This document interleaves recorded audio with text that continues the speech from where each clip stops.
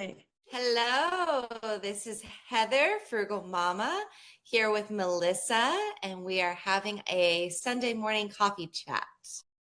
Today, we are wanting to talk about self-talk. I'm thinking this is not only about ourselves, but also about our kiddos and how we teach self-talk, demonstrate self-talk, and work through emotions with that. Yes.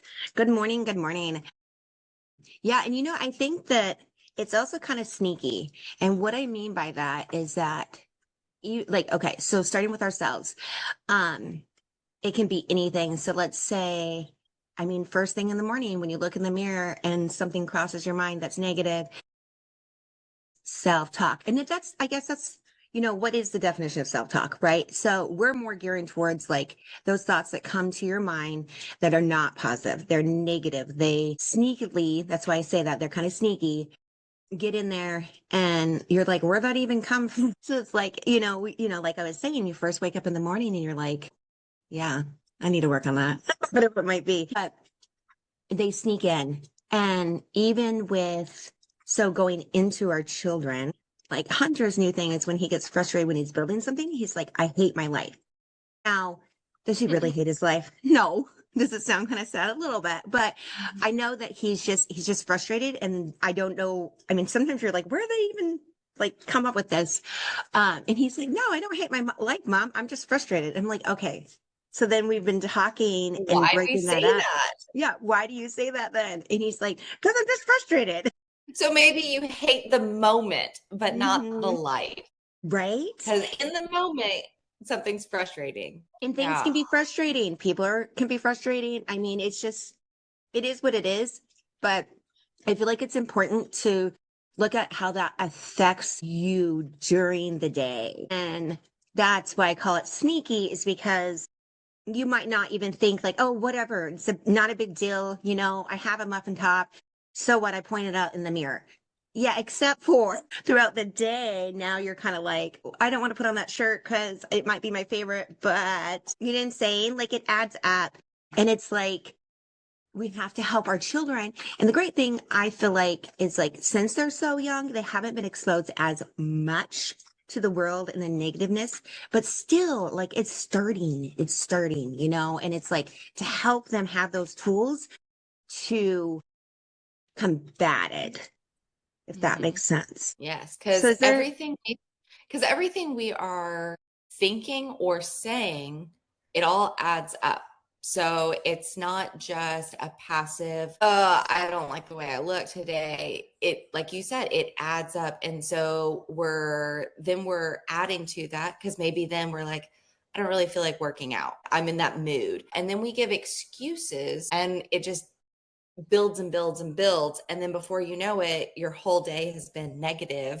And yes. laugh about it because that's one of my ways of just releasing it and like kind of acknowledging, but also releasing is a laugh. Just laugh. Oh, well, It laughter's it medicine. So redirects my yeah. mind. It redirects my mind. It lets me know that this is this is not a serious thing. This is not, there's not a cheetah running after me.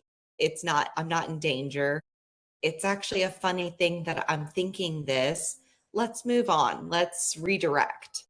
Right. I agree with you. And I think for me, like when something arises where I'm like, I don't even actually believe that. Like, why did that thought come in my head? Instead of sometimes I do dig in with the why, like, why are you thinking this? So I could get to like a deeper level because maybe there is something underlining, or it's just a thought that came and it doesn't make any sense. It's just destructive thought. Then it's like, okay, I just tell myself, I'm like, it's just a distraction. It's just a distraction from, my peace and my kindness. It's just distracting me from other things because now I'm focusing on this thought instead of the, peace and joy in my life. And teaching our kids that, I'm not saying it's easy. It's definitely doable. I like to demonstrate and then also like, okay, so for example, he was cooking the other day and he loves to cook and he messed up and he's like, I always mess up. this sucks. And I'm like, that does suck when we mess up. You're right. But do you always mess up? Because then getting that always in there, it can ruin your confidence. So I'm like, okay, but do you always? And he's like, sometimes. And I'm like, okay, see, sometimes. Now, when do you not mess up? And he's like, he loves macaroni and cheese and he's put his own twist on it. And he's like, my macaroni and cheese. I'm like, see, that is delicious. And remember, even if it sucks or if we mess up or you feel like you failed, you really didn't. You did not. You learned.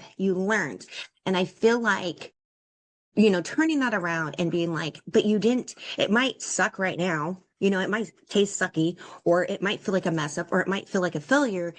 Turn that around and realize, like, what can I learn from that? Changes your whole mindset and helps with your confidence. So it's like helping them walk through that. And I'm not saying it's easy, but I feel like if you can take as many teachable moments as possible, it's helpful, even if it's one a week. I mean, come on, give yourself a pat on the back for one a week. You know what I mean? Yeah. It's a Work in progress. practice. It's a practice. And I think that those like ultimate words are kind of triggers to us as parents that something bigger is festering. So the ultimates are like hate. I mean, love and hate, but hate specifically because I'm like, there's not many things that I like big time hate, hate. So hate's a big one. Always and never. So a lot of times we use always and never when it's more about the moment than about always or never. Yeah, right. You're just making it, this little hill into a mountain when it's not, it doesn't need to be, you know? Yeah, that is definitely what we've been working on. What else would I want to say about that with the kids is the demonstrating. Definitely. So like even when I've caught myself like saying something negative, like whether it be about weight or maybe, being clumsy or procrastinating, something that I'm like, but that's not true. Yeah, sometimes I might be clumsy, sometimes I might procrastinate something, but I don't always do that. So when I catch myself being negative about it, I will talk about that like out loud, like, man, I don't, like that's not true. That's not really me, like that's a distraction from my joy. Like I might feel like that right now, and that's okay. I can honor that. I don't know, that's how I feel. But the truth is, you know what I mean? And I think really us demonstrating that really helps them because then they're like, oh, wait a second. Even big adult people that have been around here for a long time do that. You know what I mean? I think talking out loud your thoughts can be really, really helpful, especially in those moments. And I've kind of gotten to where some of my EFT tapping, I just do out in the open and it's for specifically for Reeves to hear. And You it briefly explain what EFT tapping is I mean, I know what it is, but like in case people that are listening do not. so I this came up earlier this week, and so I'm gonna attempt to do a better job than I did then, but still do it. Okay. So EFT tapping is there are points on your body, the head, the eyebrow, under your eye, like the mustache area, your chin, collarbone, and underneath your arm. And you can use this as a way of breaking blocks. So if you have this mindset of I can't do this, I'm always failing, I can't do it, it never works out, start tapping and say, I feel like I can't do it. It feels impossible. And one thing I notice when I'm going through that is at some point, oh, and then the karate chop, I forgot the hand. At some point, you'll notice it feels weaker or it feels different than the other taps.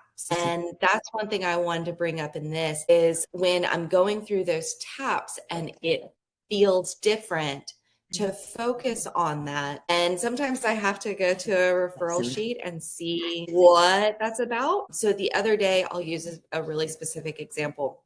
The other day, my daughter was super intent that I needed to play her game with her.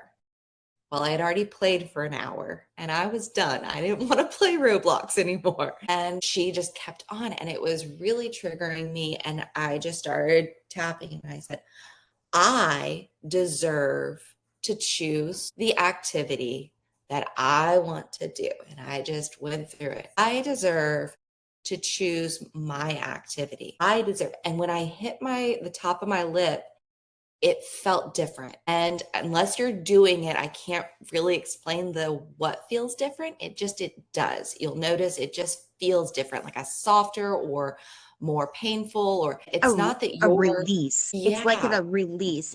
I mean, EFT is amazing. I know I have also gone out and like stood in the dirt with bare feet and then just kind of look above and stand tall and say different things. And they're very similar. They're very similar. It's a release, it's a grounding activity. Go ahead. Let's get the bloopers because it's not working. But yeah, it's a great way of releasing a block or setting an affirmation. And so in that moment, I was affirming to myself and out loud to her that I deserve the right to choose my own activity. And when I tapped my above my lip, it felt different. It felt weak or soft or like I was releasing this sadness that I had felt. And it was funny because when I looked it up, that area is for specifically for feeling powerless. And I was like, Mm. that's exactly how I felt. I felt powerless in that moment. I felt like she was controlling me and I was powerless. And so, what that did for me was it confirmed that that is a feeling that I had. I felt powerless. And it gave me the word, gave me the feeling, because all I knew is that it was upsetting me. It was upsetting me. It was triggering me. I was upset and I didn't know how to move past that. And so having it confirmed that I feel powerless, I feel powerless in this moment, allowed me to go, I do. I am that it those affirmations are right. I do deserve the right to choose my activity. And it helps the children to then go, okay. So one, I hear mom saying we all get to choose our activity Hmm. because we are in control of what we are doing.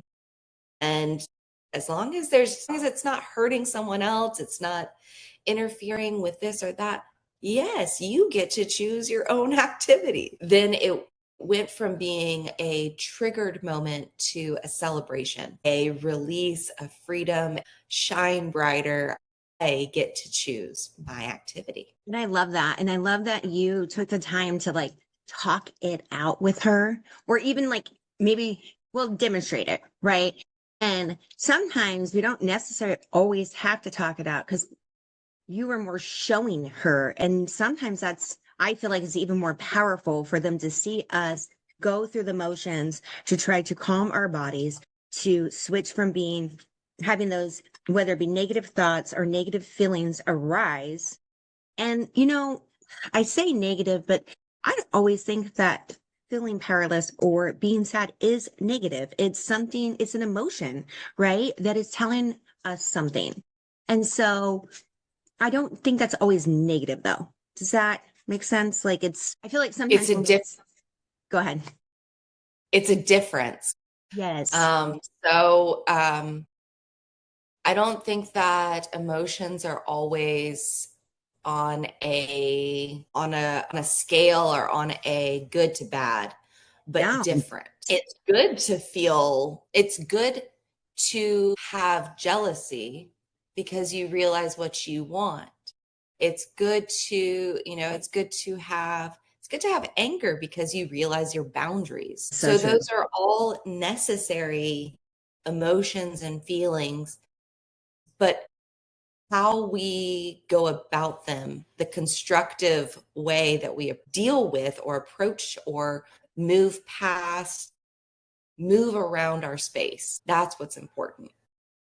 I agree with you. And, having those emotions and realizing, okay, they're telling me something. So if I'm angry, because I don't know, if you're angry about something and then you stop and you're like, but why? Why? And I do the why a lot. Like I'll be like, okay, why am I feeling angry right now? Why? And then even deeper, why? Until I get to the point where I'm like, oh, you know, I am, because I didn't speak up for myself and I should have spoke up for myself. So now I feel angry at myself. And it's like, okay, but now I'm going to forgive myself and realize that, okay, what can I do next time to set that boundary, And teaching our kids that is so important. I'm not saying it's easy, but, just like I said, even once a week, something to start those wheels to help them through their emotional intelligence. You know what I mean? Like just, yeah, there's something else I was going to share, but I'm going to think about it for a minute. I can't remember. It will come to me if it's meant to be. I really enjoy our talks. And I know it's a little off of negative talk, but it has to do with emotions. So like Ava's been learning her power chair, right? And she demonstrates to me every day how much she actually understands. And she will go from 0 to 10 in anger, and then she laughs about it. So you're like, are you really actually angry? I mean, what's going on here? So she can definitely, she knows how to turn that little power chair from 1, which is slow, 4, which is we're jogging. And I'm like, we're not there yet because I don't feel comfortable enough jogging beside her until she could maneuver it better. So yesterday I go, Ava, you have a choice. You can choose to use your power chair inside on 1, or you're choosing to get out of your power chair for a while. Because she kept putting it on 4 through the house. That's dangerous. Oh and she looks at me and I'm like, okay, choose. And so she chose 1. I'm like, okay, are you ready? And then she went, and then I'm like walking behind her and she turned it up. And I was like, Ava, what did you just do? What'd you push? And she turns it back down and she laughs. And she's like, do, do, do, do, do. So I wasn't safe with that. There was a point is that I think I lost it. I did want to share that, but even like it will come to me. Do you have anything else to share? You were on about the anger and laughing and Yeah. Well, and I know like her language, right? Lack of language, but the thing is, it's like it's hard anyway, like to communicate and to express our emotions with or without language. And so, yeah, but she does laugh a lot. So even if she gets angry or even if she cries, she ends up laughing, which I think is just a release. It's just a release. I honestly, I forgot what my point was. I was going to share something about the anger part with her, but I can't. You know, it might come back to me. I think sometimes emotions are kind of like food. Like we have so many options and so many choices that it kind of gets mixed around and muddled. And so we're kind of going, which one was it that I was I angry? Was I hurt? Was this really funny? That is so true because sometimes you don't really know how you're exactly feeling. I remember one time we had gotten into this car accident. It wasn't horrible or anything, but it was scary. I mean, it was snowing and the car flipped around with the trailer. Like just, not like flipped, but like off the road. And my oldest started laughing like hysterically, like it was the funniest thing in the world. And I'm like, are you okay? She's like, no, Mom, that was super freaky. I don't even know. That's like all her body could do. Oh, you know what though? There was one thing I wanted to share. Now that I'm talking about laughing and stuff, it's reminding me, not really with that, but something I wanted to share is that our body, I have learned, like our body reacts the same way with being like anxious or nervous or even like kind of scared. We get the same feelings, like it does the same thing. It's like if we're excited or we're happy about something, but it's our mind gets in the way, right? So whatever's going on. So like let's say, like Hunter's gonna go get on the field and play football and he's a little nervous about he's a big kid, so he's always kind of nervous about hurting somebody. And it's like, you're not gonna hurt him. You have all those pads, you're supposed to tackle him, it's okay, right? But he's still like, I don't want to hurt them. So he gets a little nervous and I'm like, okay, With that, though, we've talked about like, just say you're excited. I mean, eventually you're going to believe it. But he is excited. That's the thing. It's like he's nervous because he doesn't want to hurt somebody, but then he's excited about playing. So it's like telling yourself, I'm so excited. I'm so excited. I'm so excited. You're having the same feelings. It's what our mind is telling us. So when you get anxious or whatever, you're like, oh my goodness, I'm so scared to talk in front of somebody or talk to even like in person, like I don't want to go have that conversation. And you get a little like, just be like, I'm excited. I'm excited that I can communicate. I'm excited that I can set my boundaries. I'm excited that this person wants to hear my voice. Like they love me enough to hear me. When you change that around in your mind, I feel like it's so powerful because our bodies, I mean, they're just our mind's trying to figure out what our body's doing. We just got to tell it. Yes. So I think that's super important. Have too much more. Well, it was a good talk though. It was. All right. Well, I hope you have a wonderful day. Yes, you too.